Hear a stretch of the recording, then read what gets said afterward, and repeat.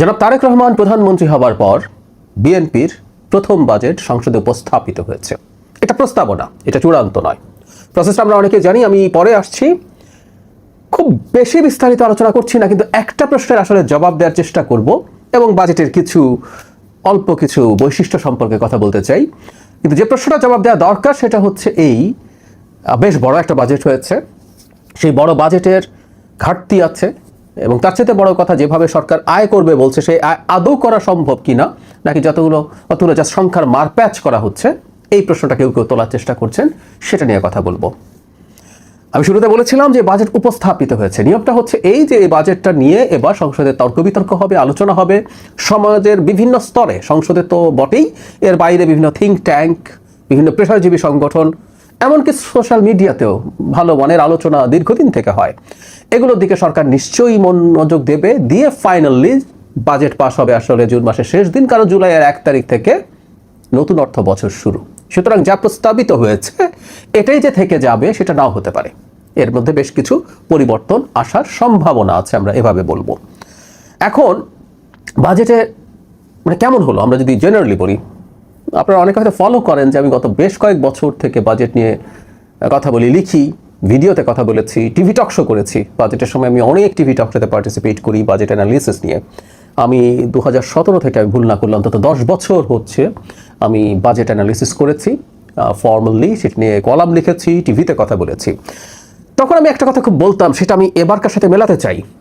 সেটা হচ্ছে একটা বাজেট কতটুকু কার্যকর হবে, কতটুকু বাস্তবায়ন করা যাবে, এটা একটা দিক, এই দিকটার খেয়াল রাখা দরকার আছে।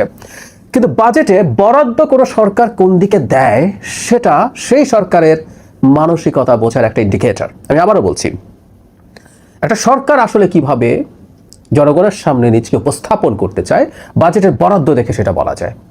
আমি অনেক সময় এভাবে উদাহরণ দিতাম, দেখবেন বাবা যদি তার সন্তানের ভালো মানের খাদ্য, ভালো মানের শিক্ষা, এসবের দিকে, চিকিৎসা, এসবের দিকে মনোযোগ দেন, তার টাকা খরচ করার ক্ষেত্রে আরেকজন বাবা সেম ইনকামের হয়তো তিনি অন্যভাবে টাকা খরচ করছেন, নিজের জন্য এটা করছেন ওটা করছেন, সন্তানের দিকে মনোযোগ দিচ্ছেন না।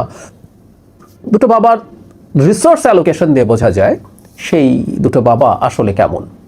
ঠিক একইভাবে একটা সরকার কোন কোন খাতে কতটুকু কিভাবে বরাদ্দ দেয় সেটা একটা গুরুত্বপূর্ণ প্রশ্ন। যেমন এই বাজেটে খুবই গুরুত্বপূর্ণ আলোচনা হচ্ছে, আমি মনে করি এটা আমাদের খেয়াল রাখা দরকার, কারণ যখন আমরা বাইরে থেকে, সরকারের বাইরে থেকে আমি অন্তত কথা বলেছি, আমার যে পলিটিক্যাল ইডিওলজি, আমি সেইটার আলোকে সবসময় চেয়েছি যে আমাদের ওয়েলফেয়ার খাতগুলোতে ব্যয় বরাদ্দ বাড়ুক, যেগুলো প্রত্যেকটা সাধারণ মানুষের জীবনকে কোনো না কোনোভাবে ইনফ্লুয়েন্স করে। এর মধ্যে স্বাস্থ্য, শিক্ষা, সামাজিক নিরাপত্তাকে আমরা অনেক বেশি গুরুত্ব দেওয়ার কথা বলতাম। গত বছরে যে সম্পূরক বাজেট, তার দ্বিগুণের মতো প্রায় বরাদ্দ এবার স্বাস্থ্য খাতে হয়েছে।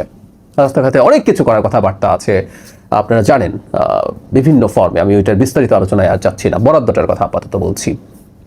শিক্ষা খাতেও একই রকম অবস্থা, সংশোধিত বাজেট যেটা ছিল সেটার প্রায় দ্বিগুণ বরাদ্দ শিক্ষায় হয়েছে, খুবই সিগনিফিক্যান্ট বরাদ্দ হয়েছে। সামাজিক নিরাপত্তা খাতে, এবং আপনারা একটা আমাদের যে ফ্ল্যাগশিপ প্রোগ্রাম এই সরকারের, সেটার কথা একটু না বললেই না, 14,500 কোটি টাকার মতো বরাদ্দ রাখা হয়েছে 41 লক্ষ ফ্যামিলি কার্ড দেওয়ার জন্য। সো এই জায়গাগুলোতে যখন সরকার মনোযোগ দিচ্ছে, এই মেসেজ মানুষের কাছে সরকার নিশ্চয়ই কনভে করতে চাইছে এবং কনভেড হয়েছে, মানুষের কাছে পৌঁছেছে। আমরা বিশ্বাস করি যে সরকার জনগণের কল্যাণকে, জনগণের জীবনকে সহজ করে তোলার চেষ্টা করছে, এবং সহজ করে তোলার জন্য অকল্পনীয় পরিমাণ কর এবং শুল্ক কমিয়েছে। আমি বহু বছর, আবারও বলছি, বাজেট খেয়াল করেছি, এই রকম কর কমানো, শুল্ক কমানো আমার মনে পড়ে না কখনো হয়েছে, খুব নিকট অতীতে আমি বলবো। এখন যে ব্যাপারটা একটু মাথায় রাখতে হবে, যে কেউ প্রশ্ন করছেন, আমরা যখন কর কমিয়ে দিতে থাকি সরকার তো ইনকাম কমে যায়, তাহলে সরকার রেভিনিউ আর্ন করবে কোত্থেকে? খুব ইলজিক্যাল প্রশ্ন না? আমি রেভিনিউ কিভাবে আসবে, কি হবে না হবে সেই কথা বলবো, কিন্তু আমি কয়েকটা সিগনিফিক্যান্ট কথা বলি। যেমন ক্যান্সারের ঔষধ তৈরি করার জন্য 9টা কাঁচামাল এবং ওষুধ শিল্পের আরও 53টা পণ্য আমদানিতে সব ধরনের শুল্ক মওকুফ করা হয়েছে, ওষুধের দাম কমে যাওয়ার আশা করা যায়। শিক্ষা প্রতিষ্ঠানে ব্যবহারের জন্য electric bus, electric vehicle charger ইত্যাদি ইত্যাদি, এগুলোর জন্য সব ধরনের শুল্ক কর অব্যাহতি দেওয়া হয়েছে। ইলেকট্রিক যানবাহন উৎপাদনের ক্ষেত্রে মূল্য সংযোজন কর অব্যাহতি দেওয়া আছে। কীটনাশক ও কৃষি যন্ত্রপাতি সহজলভ্য করতে 36টি কাঁচামাল, সেই সাথে 36টি মশলার আমদানির উপরে শুল্ক তুলে দিয়েছে, কাঁচামাল এবং মশলার উপরে। কন্টেন্ট ক্রিয়েটার একটা মানে এক ধরনের কনফিউশন তৈরি হয়েছিল। ফ্রিল্যান্সারদের প্রদত্ত সেবার উপর সম্পূর্ণরূপে আয়কর ও ভ্যাট অব্যাহত, মানে কোনো রকম কর থাকছে না। কিডনি রোগীদের ডায়ালাইসিসের জন্য সব অগ্রিম আয়কর এবং মূসক প্রত্যাহার করা হয়েছে। এই ধরনের জটিল রোগী, আপনারা জানেন ডায়ালাইসিস খুব রেগুলারলি নিতে হয়, এটা বিরাট অর্থনৈতিক চাপ, সরকার সেটা লাঘব করার চেষ্টা করছে। হার্টের স্টেন্টের দাম কমানো হচ্ছে। তারপরে হচ্ছে নতুন শিল্প কারখানার জন্য ট্যাক্স 20 থেকে কমিয়ে 10% করা হয়েছে। শিশু খাদ্যের খাবারের কাঁচামাল আমদানি শুল্ক 15 থেকে কমিয়ে 10 করা হয়েছে। স্টার্ট আপ সহ যা যা প্রযুক্তির ক্ষেত্রে বলা হচ্ছে এর মধ্যে সম্পূর্ণ টার্নওভার ট্যাক্স সম্পূর্ণ মওকুফ করা হচ্ছে এবং এর মধ্যে 500 কোটি টাকার একটা তহবিলও তৈরি করা হচ্ছে। ঔষধের মূল্য সহনশীল রাখার জন্য 17টা নতুন কাঁচামালকে রেয়াতি সুবিধা দেওয়া হয়েছে। চাল ডাল সহ সব ধরনের নিত্য প্রয়োজনীয় জিনিসের মধ্যে মশলাও আছে, তার যে উৎসকর সেটা কমিয়ে 0.5% করা হয়েছে, যেটা একসময় 2 থেকে 5% পর্যন্ত ছিল। এর বাইরে দেশে স্থানীয়ভাবে তৈরি করার জন্য যেসব ইলেকট্রনিক্স আছে সেতে কাঁচামাল আমদানিতে রেয়াতি সুবিধা দেওয়া হচ্ছে।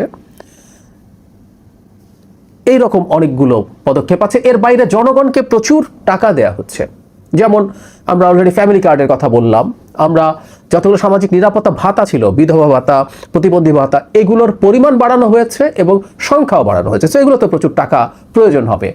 ক্যান্সার সহ 6টা জটিল রোগের জন্য আগে 50,000 টাকা দেওয়া হতো। এই ব্যাপারটা আমরা মাথায় রাখবো।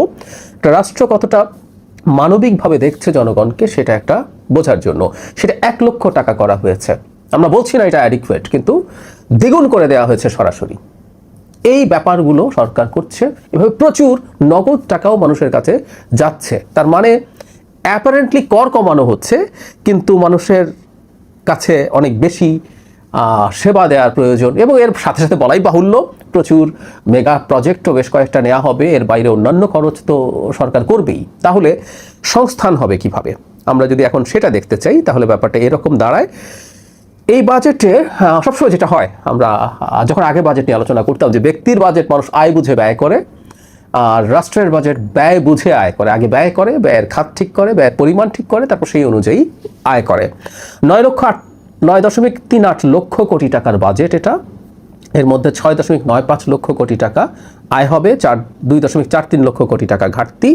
এটা জিডিপির 3.60%। এখানে একটা খুবই ইন্টারেস্টিং ব্যাপার আছে আমি মনে করি, সেটা হলো জিডিপির তুলনায় যে ঘাটতি সেটা 23-24 মানে আওয়ামী লীগের বাজেটের কথা বলছি, সে সময় 4.05%-এ চলে গিয়েছিল। সো ঘাটতিটাকে যত বড় দেখা যায় অঙ্কে, যেহেতু জিডিপির আকার বাড়ছে, এই বছর জিডিপির আকার প্রাকলন করা হয়েছে 61 লক্ষ কোটি টাকা, সেটা 3.60। তার মানে ঘাটতির পরিমাণ জিডিপির মাত্রায় কমেছে আওয়ামী লীগের সময়ের তুলনায়। একটু সাথে যদি যোগ করি, 5-6 সালের যেটা ছিল বিএনপির লাস্ট সরকারের, সে সময় 2.90% ছিল জিডিপির তুলনায় বাজেট ঘাটতি। এখনও সেটা কমিয়ে আনা হয়েছে। সেফ যেটা বলা হয় যে 5%-এর নিচে থাকা, সেই তুলনায় যথেষ্ট সেফ জায়গায় আছে। আরেকটা আমি আসবো আবারও কর বা শুল্ক কমানোর পরও কি করা যাবে। আরেকটা খুব সিগনিফিক্যান্ট পরিবর্তন আছে, যেটা আমি অন্তত যখন বাজেট নিয়ে আলোচনা করেছি, অ্যানালিসিস করেছি, তখন বলতাম যে এই সরকারের পরিচালন ব্যয় অনেক বেশি। যখন পরিচালন ব্যয় অনেক বেশি হয় তখন স্বাভাবিকভাবে উন্নয়ন বাজেট কমে যায়। আমি একটা ডেটা দেই, 2025-26-এ যে সংশোধিত বাজেট, এই যে অর্থ বছর শেষ হলো, তাতে পরিচালন ব্যয় ছিল 72.7%। আবার একটু মন দিয়ে খেয়াল করি, 2.7%। 26-27-এ এসে এটা 66.3, মানে আগামী যে বাজেটটা প্রপোজড হলো সেটা 66.3%-এ নেমে এলো। 6% বেশি, প্রায় 6.5% পরিচালন বাজেট কমেছে। মানে একটা দেশে জনকল্যাণের জন্য পরিচালন ব্যয় যত কমে, মানে সরকার চালানোর ব্যয় যত কমে, সেটা তত ভালো। তাহলে বাকিটা উন্নয়নে খরচ করা যাবে। এখানে উন্নয়ন ব্যয় তাহলে আগেরটার হিসাবে ছিল গত অর্থ বছরে 27.3%, সেটা এখন 33.7% করা গেল, কারণ পরিচালন ব্যয় কমিয়ে ফেলা গেছে। এটাও খুবই সিগনিফিক্যান্ট একটা দিক। আরেকটা সিগনিফিক্যান্ট দিক আছে, সেটা হলো আমি সবসময় যেটা দেখার চেষ্টা করতাম বাজেটে, আমরা তো এই আলাপ সবসময় করেছি, আমরা পরোক্ষ কর যত কম রাখা যায়, কারণ পরোক্ষ করের সমালোচনা যেটা, সেটা হচ্ছে এটা ধনী গরিব সবার উপরে একই পরিমাণ ট্যাক্স বা কর আরোপ করে। বাজারে যে কোনো একটা পণ্য, আমরা ধরে নিলাম একটা চকলেট, একটা চিপস, এরকম কিছু একটা কেউ যখন কিনতে যায়, ধনী গরিব সবাই একই পরিমাণ ট্যাক্স দেয়। সেজন্য এটাকে আমরা ঠিক মানবিক ট্যাক্সেশন বলি না। আমরা সবসময় চেয়েছি বা বলেছি ডিরেক্ট ট্যাক্স মানে ইনকাম ট্যাক্সের মতো ট্যাক্স আরও বেশি শেয়ার হোক। বলা হয় যে আমাদের মতো একটা দেশে ডিরেক্ট ইনডিরেক্ট যে ট্যাক্স আছে সেটার স্প্লিট মানে সেটার শতাংশে 50-50 হলে ভালো হয়। বাংলাদেশে ডিরেক্ট ট্যাক্সের পার্সেন্টেজ 30%-এর আশপাশে, 27-28-29-30 এরকম, এর বেশি কখনো কখনো 1-2 বেড়েছে। কিন্তু আমি এবার ক্যালকুলেট করে দেখলাম ডিরেক্ট ট্যাক্সের পরিমাণ রাখা হয়েছে 36% মতো। সো একটা উন্নতির দিকে আমরা দেখতে পাচ্ছি, একটা উন্নতির ধারা দেখতে পাচ্ছি। একটা মানবিক ট্যাক্স যদি আমরা বলি তখন আসলে ধনী মানুষ বেশি ট্যাক্স দেবেন, এটাই হওয়ার কথা। সেই পথে এই সরকার আগাচ্ছে, এটা খুবই একটা পজিটিভ দিক। একই সাথে আমাদের মনে রাখা দরকার এই যাবতীয় সব কিছু কমানোর মাধ্যমে জনগণের জীবনযাত্রা যেমন সহজ করা হচ্ছে, প্রচুর ক্ষেত্রে শিল্প এবং ব্যবসাকে যাতে আরও গ্রো করতে দেওয়া যায় সেই ধরনের কাজ করা হয়েছে। কাঁচামাল আমদানি বা এইসব জায়গায় প্রচুর ট্যাক্স কমানো হয়েছে, বাণিজ্যের সিস্টেম অনুমতি সহজীকরণের কথা বলা হচ্ছে। সো আমরা আশা করতে পারি খুবই ভাইব্রেন্ট একটা বিজনেস এনভায়রনমেন্ট বাংলাদেশে হবে। এখন সেই প্রসঙ্গে আসি, আসলে কিভাবে হবে এই টাকা। আমি ট্যাক্স কমাচ্ছি কিন্তু আমি আবার বলছি আমি অনেক বেশি রাজস্ব আহরণ করবো, সেটা কিভাবে সম্ভব? এই আলাপটা অনেকদিন থেকে হয়েছে। সেটা হলো আমাদের আসলে মানুষজন ট্যাক্স নেটের বাইরে থেকে যায়, প্রচুর থেকে যায়। আমরা যে ভ্যাট দেওয়ার কথা বলি সেই ভ্যাটও প্রচুর প্রতিষ্ঠান ঠিক মতো দেয় না। আমরা আমদানি শুল্কের কথা যদি বলি সেখানেও নানান রকম কারসাজি আছে, দুর্নীতি আছে। আমরা যদি ইনকাম ট্যাক্সের কথা বলি সেখানেও প্রচুর মানুষ ইনকাম ট্যাক্স দেওয়ার মতো অবস্থায় থাকলেও সেখান থেকে বাইরে থেকে যান এবং নানানভাবে ম্যানেজ করে তারা সেই জায়গায় টিকে থাকেন এবং ফাঁকি দেওয়ার চেষ্টা করেন। এগুলো বাংলাদেশের কমন প্রবণতা। সুতরাং ট্যাক্স বাড়ানো না, কমিয়েও বহু জায়গা থেকে এটাকে আসলে আলটিমেটলি বাড়ানো সম্ভব যদি এই ট্যাক্স রেটের মধ্যে মানুষকে আরও বেশি নিয়ে আসা যায়। ইনফ্যাক্ট এই সরকার এই কাজটাই করবে আমি মনে করি। সেটা যদি ঠিকঠাক মতো করা যায়, আমি এটা বলছি না, এটা দাবি করবো না প্র্যাগম্যাটিকলি যে প্রাক্কলন করা হয়েছে রাজস্ব আহরণের, কারণ বাকি অংশটা ঘাটতিটা আমরা কোনো না কোনো ফর্মে ঋণ নেব, অভ্যন্তরীণ অথবা বৈদেশিক। কিন্তু ঘাটতি যা দেখানো হচ্ছে তা আরেকটু বাড়তেও পারে, অথবা আবার অনেক সময় যেটা হয় বাজেট বাস্তবায়ন কম হলে ঘাটতি একই পরিমাণও কম বেশি থাকতে পারে। কিন্তু আমি মনে করি এবং আমি আশা করি, আমি বিশ্বাস করি এই সরকার, বিশেষ করে মাননীয় প্রধানমন্ত্রীর সাথে আমরা যখন কথা বলেছি দেখেছি তিনি এই ব্যাপারটাতে খুবই মনোযোগ দেবেন। যখন দেশের সর্বোচ্চ ব্যক্তি এই ধরনের ফোকাস রাখেন, আমি অনুমান করি সেটা নিচের দিকে যারা কাজ করছেন তাদের মধ্যেও এই ব্যাপারে সচেতনতা তৈরি হবে। এবং আমি বিশ্বাস করি বাজেটের রাজস্ব আহরণের যে টার্গেট সেটার খুব কাছাকাছি জায়গায় আমরা পৌঁছতে পারবো। এখানে অটোমেশন করা হবে, চাইলেই আর এগুলো খুব বেশি ফাঁকির জায়গা থাকবে না। সে কারণে আমি বিশ্বাস করি আমরা কাছাকাছি পৌঁছে যেতে পারবো। প্র্যাগম্যাটিকলি বলছি, এটা পেরেই যাবো, হয়েই যাবে, আরও বেশি পেরে ফেলবো, এভাবে বলাটা খুব লজিক্যাল হয়তো হবে না। সো মোদ্দা কথাটা হচ্ছে এই প্রথম বাজেট অসাধারণ একটা বাজেট দেওয়া হয়েছে। আমি বিশ্বাস করি, মনে করি বাস্তবায়ন কিভাবে হবে, কতটুকু হবে সেই আলোচনা করতে পারেন।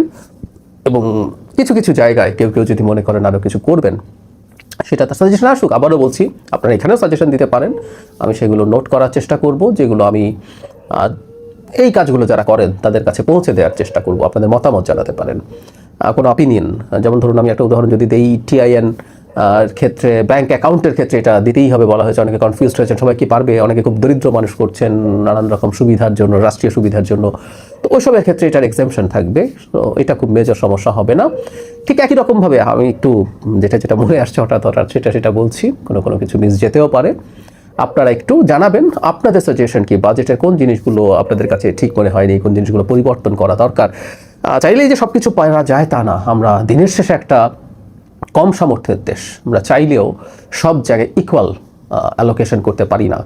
হঠাৎ মনে পড়লো একটা খুব ভালো জায়গায় একটা অ্যালোকেশন হয়েছে। এই প্রথম বাংলাদেশে ক্রিয়েটিভ ইকোনমি বলে একটা জিনিস নিয়ে কথাবার্তা হয়েছে, যেখানে বিভিন্ন রকম ক্রিয়েটিভ সেক্টরের মানুষ, মিউজিক হতে পারে, ফিল্ম হতে পারে, এগুলো মেকিংয়ের মাধ্যমে এটার একটা অর্থনৈতিক ইম্প্যাক্ট আছে। তার জন্য বাজেট বরাদ্দ আছে, 300 কোটি টাকা সরাসরি বরাদ্দ আছে। এর বাইরে বাংলাদেশ ব্যাংকের CSR থেকে আরও 500 কোটি টাকা, মানে 800 কোটি টাকার মতো একটা ফান্ড দেওয়ার কথাবার্তা আছে। আমরা যদি সেটা ঠিকঠাক মতো করতে পারি, এগুলো খুব বড় প্রভাব ফেলবে। এর বাইরে ক্রিয়েটিভ ইকোনমিকে কেন্দ্র করে ক্রিয়েটিভ হাব পূর্বাচলে তৈরি করা সহ আরও অনেকগুলো গুরুত্বপূর্ণ পদক্ষেপ নেওয়ার আলাপ আছে। মাননীয় প্রধানমন্ত্রী এটা প্রায় বলেন যে মানুষ গান, নাচ বা কালচারাল অ্যাক্টিভিটিস শুধুমাত্র তার মানসিক বিকাশের জন্য না, এটাকে ক্যারিয়ার হিসাবে নেওয়ার চিন্তা করতে হবে, ক্রীড়াকে নিতে হবে। এটা খুব জোর দিয়ে তিনি বলেন, আমাদের সাথে সরাসরি অনেকবার বলেছেন। তো এইরকম নানান রকমভাবে এই বাজেটটা আমি মনে করি গতানুগতিক না, মানে বাজেট গতানুগতিক হয়েছে এটা বলার একটা প্রবণতা আছে। আমরা খেয়াল করবো অনেকগুলো থিঙ্ক ট্যাঙ্ক যখন বাজেটের অ্যানালিসিস করেন, একটা গতানুগতিক বাজেট এই ধরনের একটা কথা, যে এইটা একটু বাড়িয়ে এটা একটু কমিয়ে করে ফেলছেন। আমি মনে করি না এই বাজেটটা গতানুগতিক হয়েছে। এটা বলার সাথে সাথে আপনাদের কারো মনে হবে যে আপনি এই সরকারের অংশ তাই এইভাবে বলবেনই, কিন্তু আমি আসলেই মনে করি। আর আপনারা, আবারও বলছি, আপনাদের অপিনিয়নগুলো জানান, আমি সেগুলো পৌঁছে দেওয়ার চেষ্টা করব। বেশ কিছু জিনিসই হয়তো, বা কিছু জিনিস অন্তত চূড়ান্ত বাজেট যেটা ফাইনালাইজড হবে সেখানে এটা করা হবে।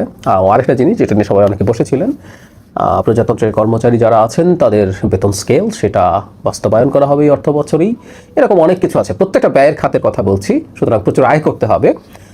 এই আয় হবে আমরা বিশ্বাস করি। আরেকটা কথা একটু বলে শেষ করি, বারবার এই কথা বলা হয়েছে, বলেছি আমি, সেটা হচ্ছে আমরা মানুষের কাছে যখন টাকা পৌঁছে দেওয়ার চেষ্টা করছি সেই টাকার একটা বাজারে মাল্টিপ্লায়ার এফেক্ট আছে। 14,000 কোটি টাকা যখন আমরা জনগণের হাতে, কম সামর্থ্যবান মানুষের হাতে পৌঁছে দেবো, সেই টাকা মুহূর্তে বাজারে যাবে এবং সেটার একটা বিরাট মাল্টিপ্লায়ার এফেক্ট হবে, যেটা ব্যবসা বাণিজ্য, শিল্পায়ন আরও বাড়াবে, সেটা আরও মানুষের কর্মসংস্থান তৈরি করবে এবং সেইগুলো আবার আলটিমেটলি যত ব্যবসা, যত কর্মসংস্থান, তত আমদানি, তত বিক্রি, তত সরকারের রাজস্ব সংগ্রহ করার সুযোগ। সে কারণে আমরা মনে করি আমরা খুব কাছাকাছি পৌঁছে যেতে পারি।